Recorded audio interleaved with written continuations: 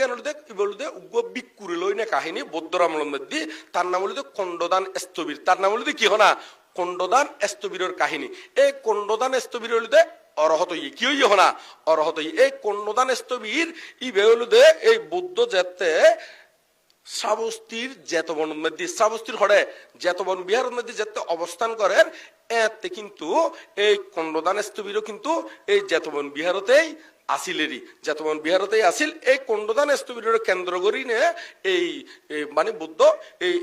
ধর্মপদর 133-134 নম্বর গাতায়ুং হইদেরি তো এই গাতায়ুং কি হইয়ে ইয়াঙ্গানো একটু করে অবশ্যই অনারারে প্রথমে হই দি তারপর কাহিনী গান কইম দেরি কেন প্রথমে এই গাতাগো হই দি এই গাতাগো হই দে ওতে কেয়ারে